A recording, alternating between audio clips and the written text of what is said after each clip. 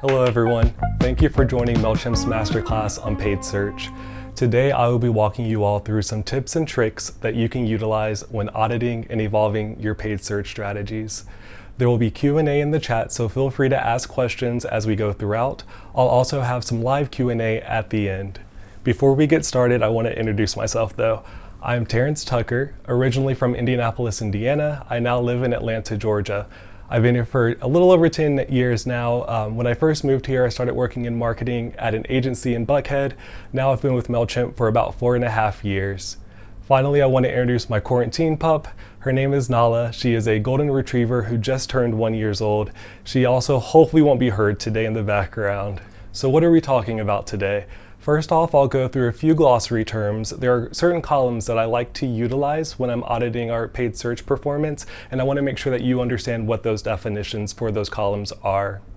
After that, I will go through some keyword and ad copy recommendations on how you might evaluate that performance. After that, we'll talk about ad extensions, ones that you might be aware of and ones that you might not be. Finally, we'll talk about audience targeting, ways that you can overlay different in-market and affinity audiences to optimize your paid search campaigns. So starting off with the key terminology, first is impression share. So impression share is a column that you can add into your Google reports to help inform how often your ad showed. This is a percent that Google tells you that you had, out of the times eligible, you showed X percent of the times. So it's a range between 0% to 100%. 0% means that your ad didn't show at all, and 100% means that your ad showed every time that it was eligible. You will often find yourself somewhere in between 0 to 100% impression share. That's as a result of either a loss in budget or a loss in rank. If you have an impression share loss to budget, which is also a column that you could add into your reporting, this will tell you that on the campaign level, that budget cap is set too low, so you're not spending as much as you could be if you increased it. And by spending more, that oftentimes means stronger results if it's done within campaigns that have strong keywords. You could also find that rank is the issue. So if you're losing impression share to rank, that would mean that either your keyword bids are too low or your quality score needs improvement. And I'll touch on quality score in just a moment. First, I want to show you what this could look like in your account. So you could find on the campaign level, when you add in the impression share column, that you have a 35% impression share on your campaign. If that's the case, then you're probably losing impression share to either budget and or rank. In this example, you'll see that 10% of our impression share is lost as a result of our budgets being too low. So what I would look to do there is increase my daily budget cap on the campaign that currently has that issue. For our rank, if we're finding that we're losing, say, 55% of our impression share as a result of our rank, we would then look to either increase our keyword bids or we would look to improve our quality score. And I'll touch on quality score now. This is a metric that Google provides, and it's a rating from 1 to 10. 10 meaning it's perfect, 1 meaning there's room for improvement. It's made up of 3 key indicators, one being ad relevance. So this means based on your keyword groups, how tightly themed are they with the ad copy that you're showing. Next would be your expected click-through rate. That means, are you using unique benefits, strong call to actions that's resulting in a strong click-through rate for your ads? And finally would be your landing page experience. For the keywords that you're bidding on and the ad copy that you're showing, are you driving to relevant pages on your site? If you're not, you might want to test other pages that include keywords that are high volume for you, or start testing out things away from the current campaign, or the current landing page that you're utilizing. Another factor that you might find that you're losing out on is landing page experience as a result of not having a mobile-friendly website. A lot of traffic is driven by mobile devices these days, and as a result, if your page loads slowly, Google will likely ding you for that until you improve it. So with those brief glossary terms, I now want to talk about how you can look to evaluate your keyword coverage. Within the Google UI, you can see a screen such as this, which is how I tend to filter when I first start looking at keyword performance. On the left-hand side, I navigate to the keyword section and search keywords specifically, which is highlighted in the blue. I then filter for keywords that are enabled. You can also include keywords that are either paused or removed if you would like. I personally find much more value only looking at the keywords that are currently live when I'm looking to make optimizations. Next, on the right-hand side in the upper corner, I've adjusted the date range. Here I'm looking at the last 90 days. For me, that tends to be a sweet spot, so you have relatively recent data and enough data density to make optimizations off of. If you do a shorter time frame, so say 7 or 14 days, there might be some volatility in your performance that kind of skews those results, and then you're making optimizations off of maybe what's not the norm for you. On the flip side, if you're looking at a longer time frame, you could find that you have outdated data that isn't really reflective of what's currently happening within your account. So usually for me, 90 days feels like a sweet spot, but it's not necessarily a rule that you always have to go with. You'll also find the columns that I've kind of gone through already in terms of search impression share and quality score as those health check metrics. So here I would add in columns for impression share loss as a result of my budget, impression share loss as a result of my rank. I would also include my quality score metrics. You can pull in a column to talk about the click-through rate that's expected and if it's average, below average, or above average, as well as the expected click-through rate and the ad relevance. So those are all columns that you can add into this view so that you can start analyzing your keyword performance. So once I have my UI how I want it, I will then start to identify what are my top performing keywords. This is going to be very specific to your business, and it's going to be based off of how you deem your search campaigns to be successful. In my experience, this tends to be either a high number of conversions, a high conversion rate, strong return on ad spend, or a low cost per conversion. So for you, you just need to figure out what's important to your business to justify the dollars that you're putting within paid search and make sure that you're optimizing towards it. So for an example, if I really care about a high conversion rate, I might look and say, well, I don't really know what a benchmark is for my account when it comes to a high conversion rate, so I don't know where to start with what's a top performing keyword. What I tend to do is look at, for that time frame, what is the overall search program's conversion rate. If it's at 10% right now, I would probably identify any keyword above that 10% conversion rate as the success for me having top performing keywords, and then figure out how to optimize off of that. If that's too broad and you want to go a little bit stronger, you could say, okay, what are my top keywords above 10%, but maybe those top 20 or 25 based on their conversion rate. Once I identify my top performing keywords, I then figure out how to optimize it. There's a few different ways that you can do this. I've listed a few examples here for us. One being, maybe I want to increase my campaign budget. So if I've identified the top performing keywords that have really strong conversion rates and I want to make sure that I'm showing those as frequently as possible, I would go back to the campaigns that those are associated with, and I might determine that I'm losing impression share as a result of my budget being too low. So if I increase my budget for those campaigns, the keywords within those campaigns would show more frequently. You could also find that if you do that, that keywords that are also underperforming within those campaigns are also eating some of that budget up. So another way that you could go about this is creating separate campaigns for only your top performing keywords. In this instance, I would pause out my keywords that are top performing in the existing campaign, build a second campaign that only houses my top performing keywords, and I would make sure to allow as much budget as possible going to those top performing keywords so that I don't run into the issue of losing impression share as a result of my budget.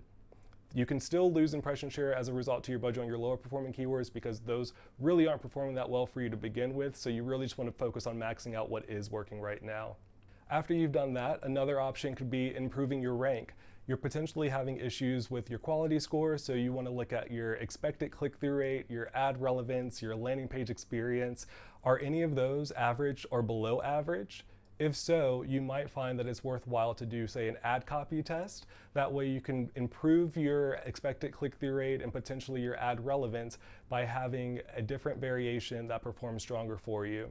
Another piece of rank is once again the landing page. So if you're finding that your landing page experience is too low, that could be a result of maybe driving to the home page or driving to some category page that's a little bit more general. So I would test out different landing pages that might convert better for me. Finally, search term reports, and I'll touch on this a little bit later as well, but search term reports is something that you're able to look at that tells you what queries triggered your keywords in your ads. So I would look at a search term report to potentially figure out if there are certain keywords that I'm mapping into that I should add into my account. And I'll touch on that a little bit more in a minute. First, I want to talk about the flip side of this. So if I've already identified the top performing keywords, I might then need to figure out what's underperforming so I can start to trim some fat. As a result, you would look at, say, the opposite metric of what you currently did. So if I'm saying 10% is my benchmark for conversion rate and I really care about conversion rate, I would look at what's currently below that 10% threshold and make some optimizations off of that. And once again, if that's too much for you, you can also look at keywords that maybe haven't converted at all but continue to spend money and start making optimizations to start to cut some of that out, if it makes sense. So once I've identified those keywords, you could find that improving your rank here as well could help to improve that performance. So meaning if you currently have a keyword that's not converting, not performing well, maybe even has high CPCs, you could find that it's due to a lack of relevance that Google is deeming from your ad copy and your landing page experience.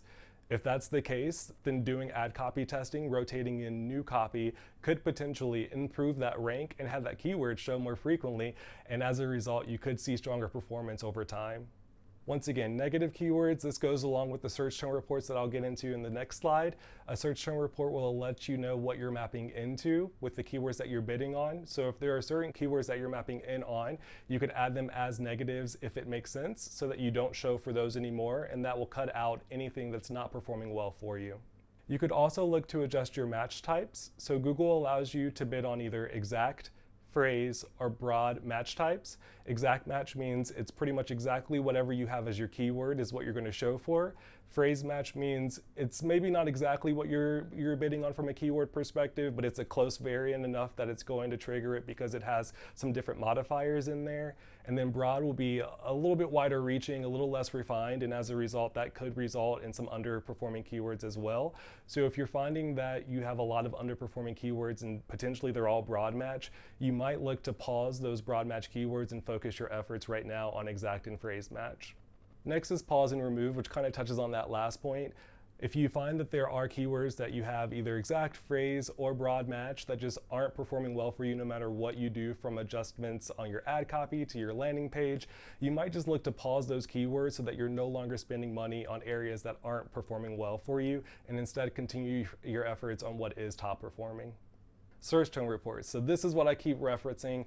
On the left-hand side, you'll see that we moved away from the search keywords to the search terms section of Google Ads. So this is once again the Google Ads UI, and that's where we're filtered for. I also add a filter for added excluded equals none. So what that means is that I don't want to see any search terms that I've added to the account or excluded from the account. Instead, I only want to see search terms that I haven't done anything with yet. The reason being, similar to the status wanting to be enabled for our keywords, I don't necessarily need to make any optimizations off of anything that I've already excluded or added to the account. Instead, I want to focus on those keywords that I haven't done anything to yet. So once I filter for that, I then look to see what irrelevant keywords I might be mapping into.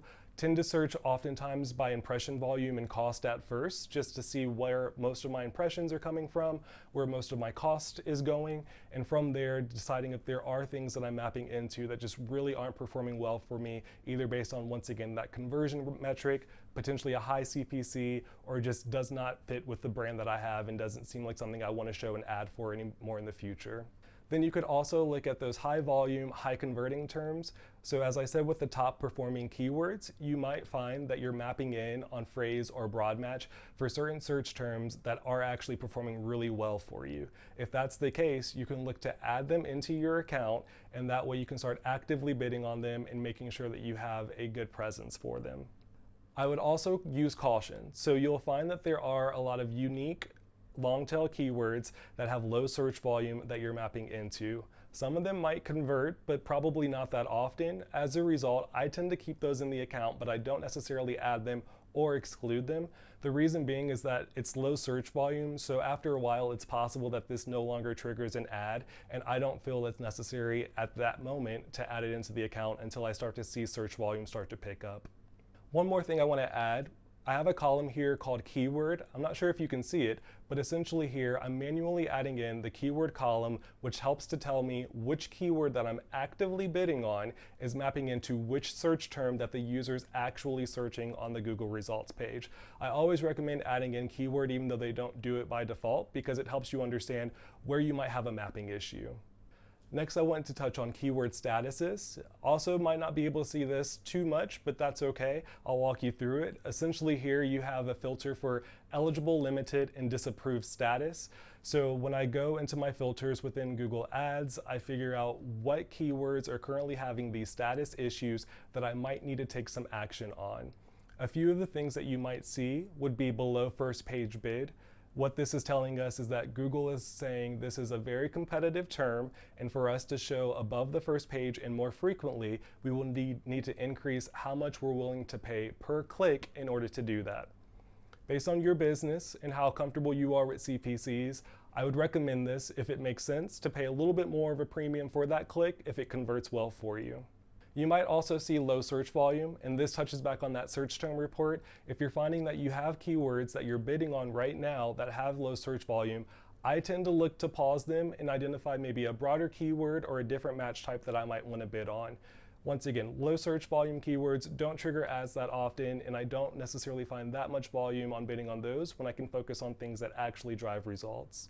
Next would be low quality scores. So if you're finding that there are keywords that currently have a low quality score, I would identify either the ad relevance or the landing page or the expected click-through rate as the issue, and then I would look how to resolve that. The great thing about low quality score is that it doesn't cost you that much more to change anything, unless it maybe from the landing page perspective, you have to hire somebody to help you out with that. But other than that, you definitely have a little bit more control over creating some new headlines and new descriptions to quickly solve that low quality score. So that one seems like a lower barrier in terms of the cost that you would have to pay for it. I also want to add that sometimes you absolutely do nothing. So there are different verticals, whether it be finance or healthcare, that you do find that you get an eligible limited status, and that's just a result of the vertical that you're in. So sometimes you don't have the control to make any adjustments. If you're seeing any of these issues though, I definitely recommend reaching out to Google support if you need more insights. They can help you troubleshoot and figure out how to resolve it.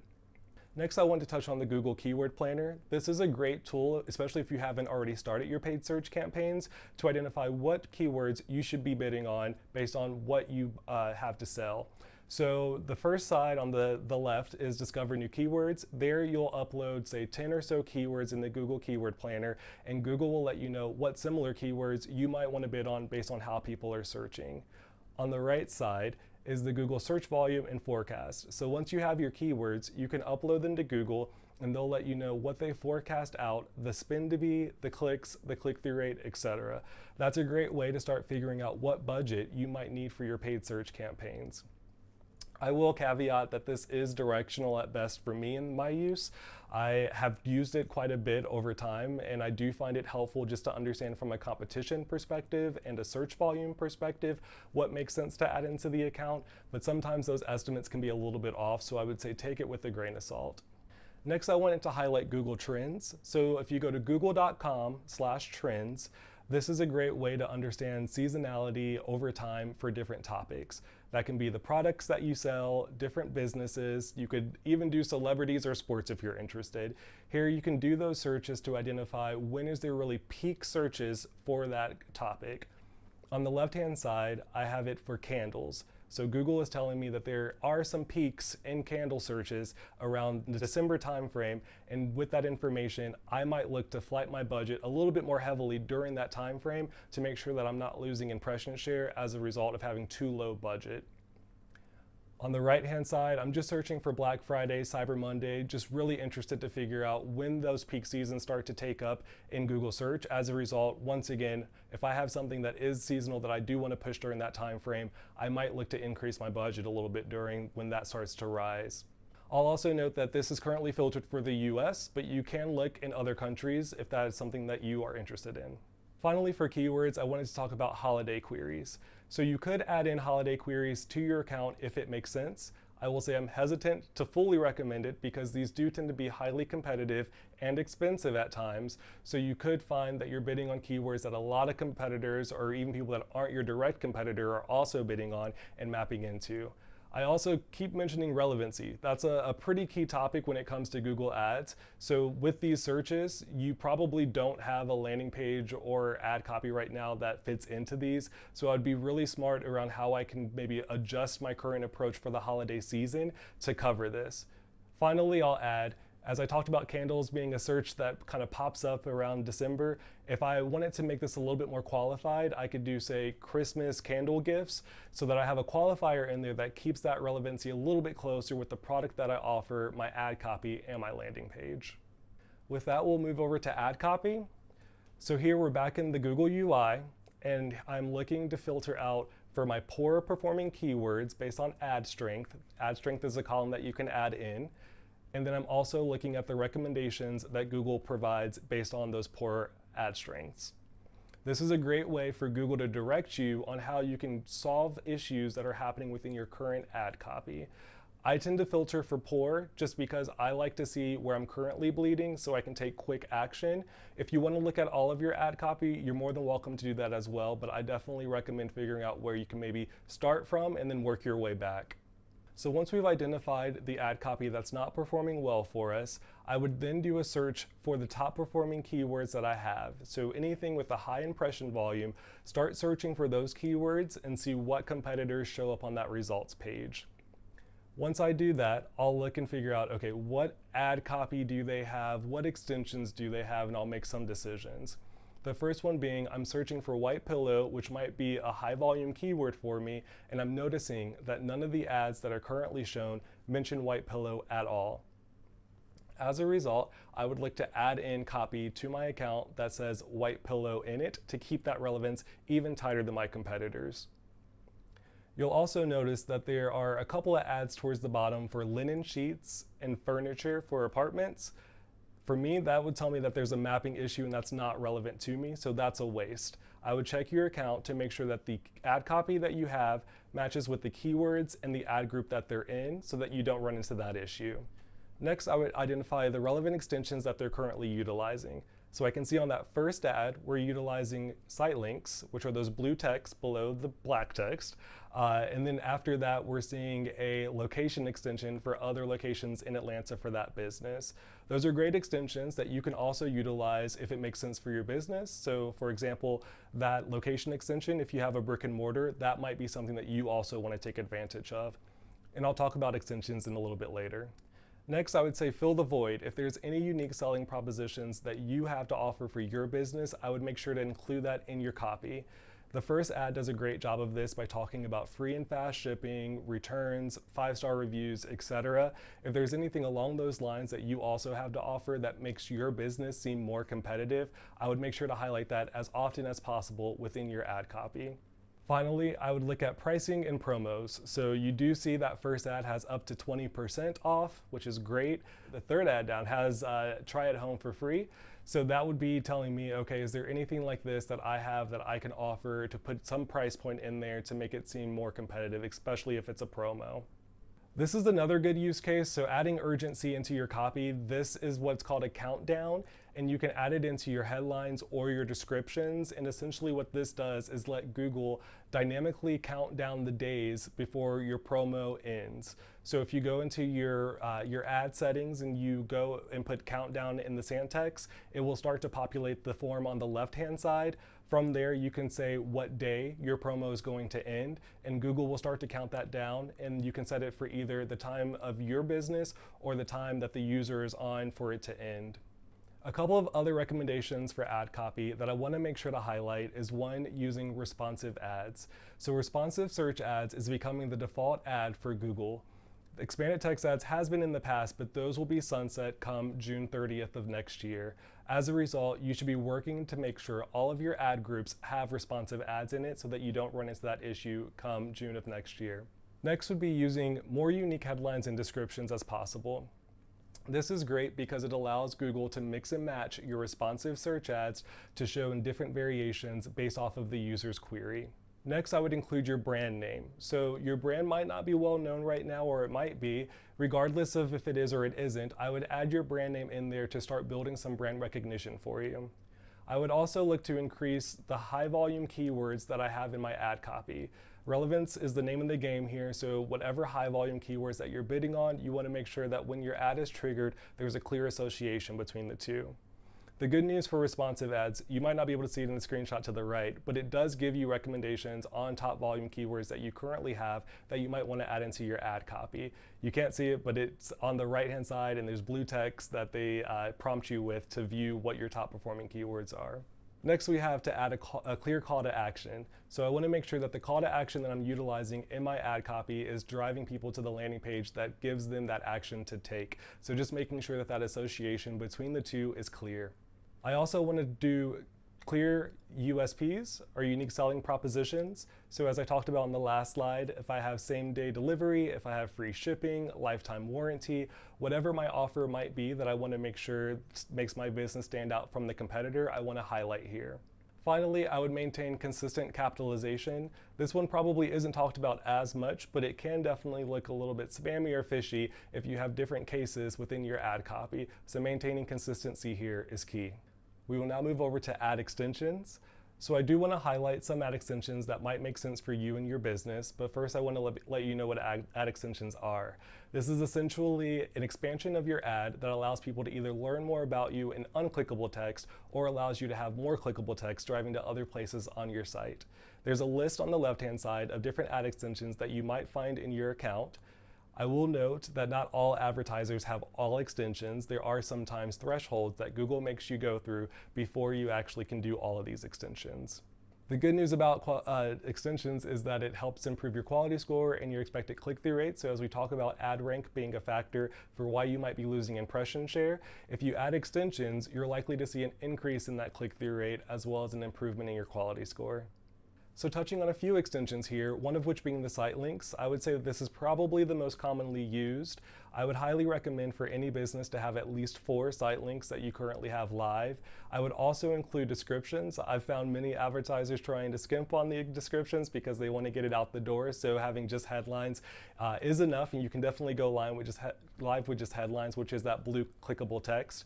But the descriptions below it help to build out your ad to take up more real estate on the results page. On the right side, you have call out and structured snippets. So these are examples of non-clickable text, but it does provide additional information around your business. So here you can highlight the different offerings that you have or different features of your business that might make you unique. These extensions might not be relevant for all businesses, but I want to make sure that people are aware of them. One is the promotion extension. So if you have, say, a sale that you want to do on Black Friday, you can go into Google and in the extension section, you can add in a promo and include a code if you would like on what that is, and it will live separately right below your text ad. I touched on location extension already. If you have a Google My Business in a brick and mortar store, this could be a great way to drive foot traffic. So I would highly recommend doing that if it makes sense for you.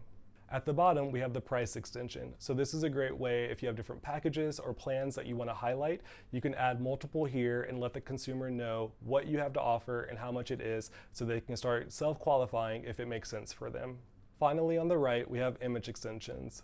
This is an additional image that you can put on your text ad. It's not exactly a shopping ad, but it lets you at least have an image of maybe your product or your brand that can help highlight and drive some relevancy in terms of what you have to offer. With that, we'll move over to audience targeting. So with audience targeting, this is a great way to make optimizations within your paid search campaigns. It's often thought of for Facebook ads or for display ads, but you can actually apply audiences to your Google search ads to make adjustments. There's 2 ways you can do this. One of which would be targeting, and that means that every time somebody who falls into your audiences and searches for your keywords does that, then you show an ad. The other side would be observation. This means that you have audiences applied to your account, but you also have keywords that you're bidding on. So people that fit in those audiences would see your ad, but then also people that fall outside of those audiences would see your ad. Observation is what Google recommends here, as well as I do. That's because it doesn't limit your reach. You still can reach prospecting people that don't fall within these audiences, but you can use that audience information to make adjustments on the audiences that are performing well for you. If you don't know where to begin with audiences, one way would be to use the Google Ads pixel for your site.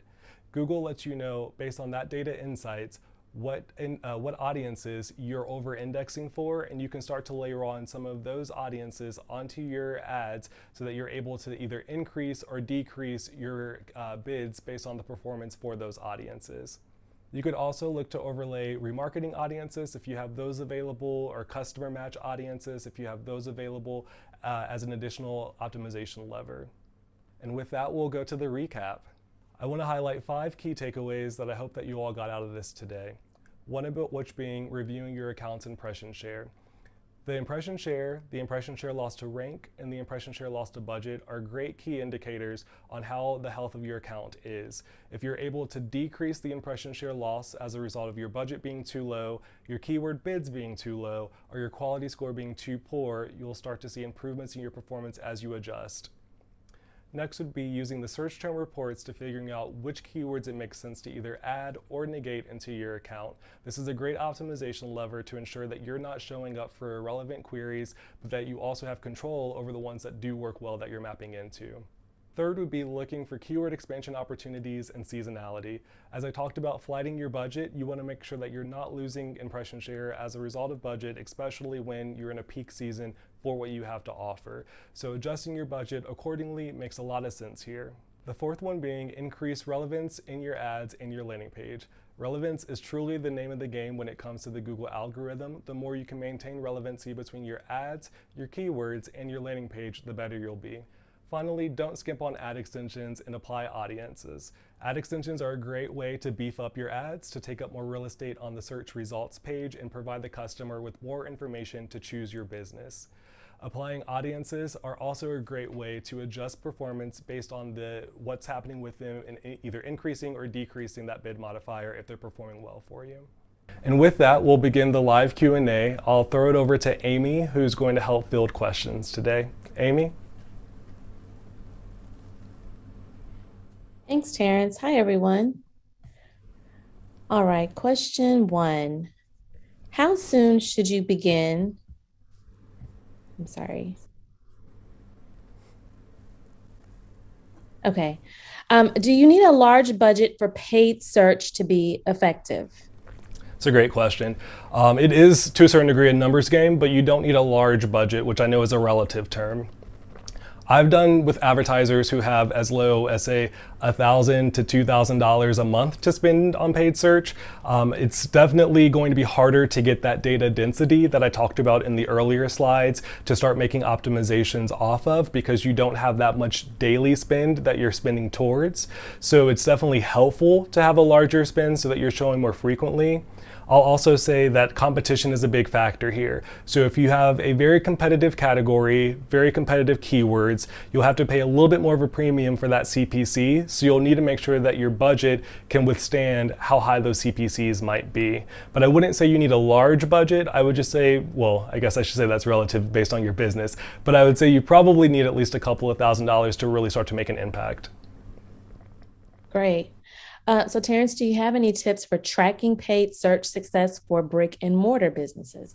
Yeah, I do actually. So there's what's called store visits. You can definitely find a Google Help article on it, but what that does is help to indicate people that interacted with your ad and then they were logged into their Google devices and are sharing their location, and Google can track that when they go into your brick and mortar location and count that as a visit within your paid search columns. So I would check out store visits within Google as a way to track that brick and mortar location. All right. My account was suspended by Google Ads.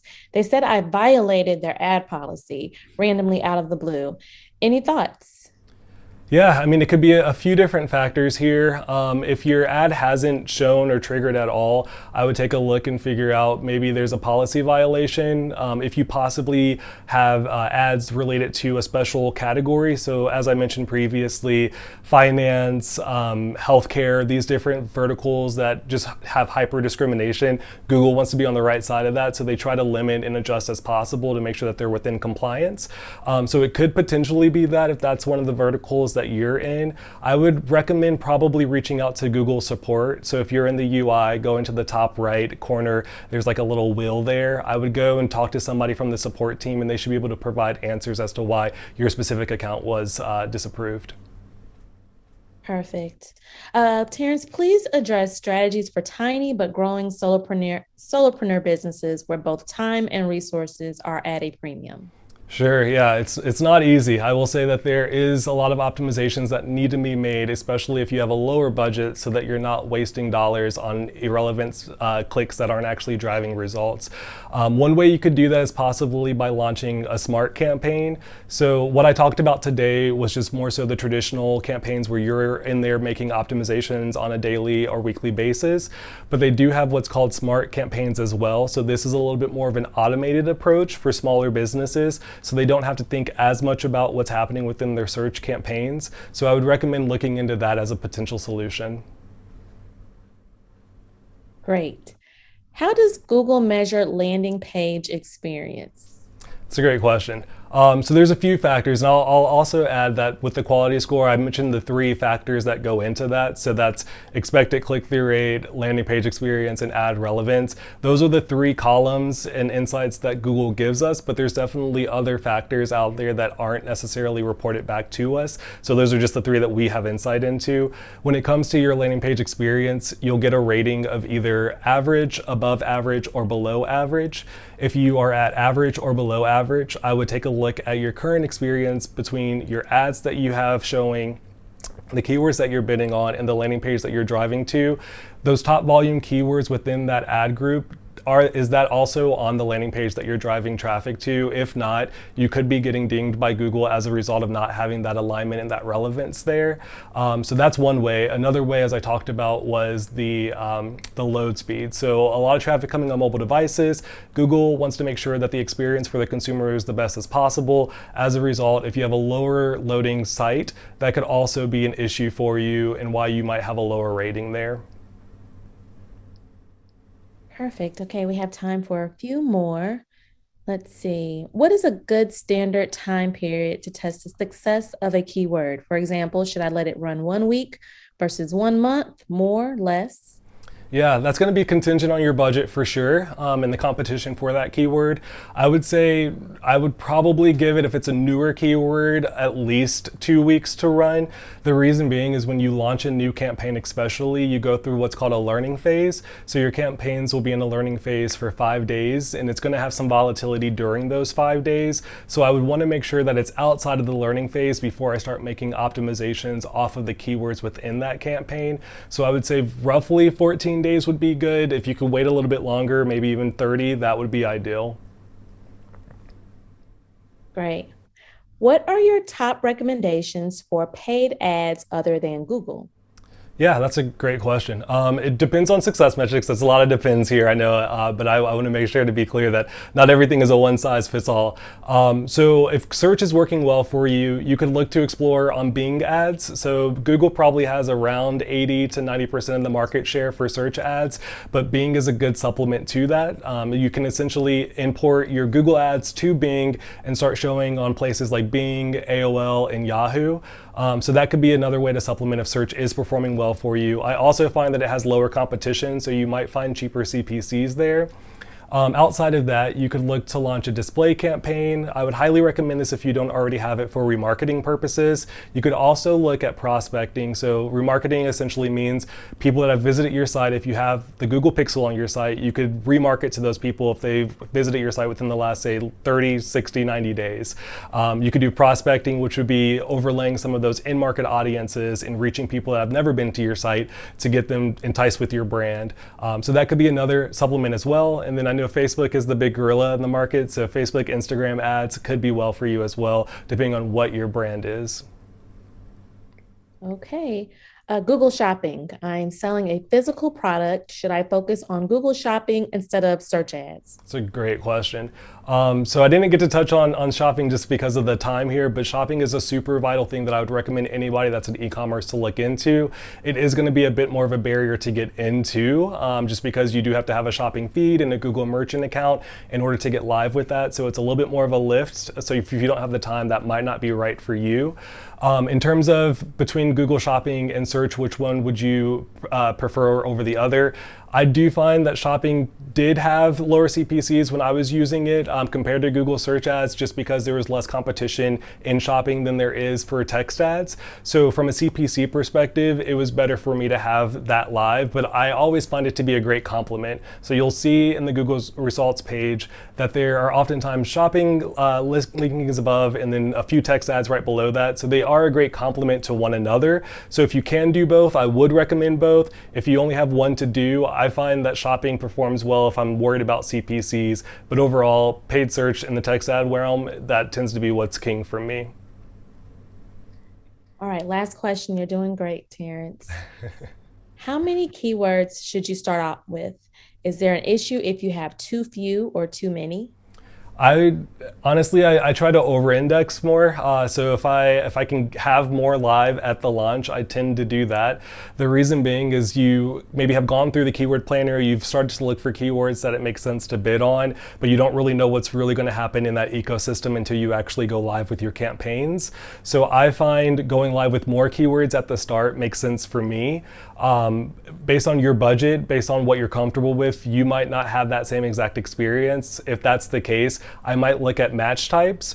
So I talked about there being exact, phrase, and broad match types. Exact will be the best one for anybody that's a little bit cautious stepping into search, because it's basically saying this is the exact keyword that I want to bid on, and I want to match with any search term that is basically exactly what I'm bidding on and not super broad and mapping into other things. So I would recommend definitely looking at exact match keywords and maybe buffing it out quite a bit at launch, and then start to use some of those optimization levers to pull back in areas that you don't find strong performance. If there's keywords with low volume, potentially pause those.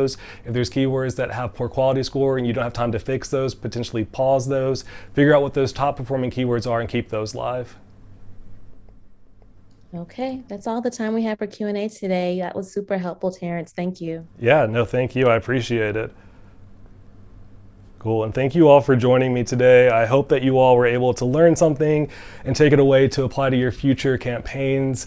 I also do want to mention that there are other masterclasses this week, so if you're interested, you can definitely go online to register. I believe there's probably a link in the chat. Those different classes would be figuring out how to increase your sales with integrations, how to utilize automations within email, as well as learning how to utilize Google Analytics to boost sales. So I highly recommend checking those out. Once again, thank you all for joining me today. I really do appreciate it. I hope you all have a great rest of your day. Bye.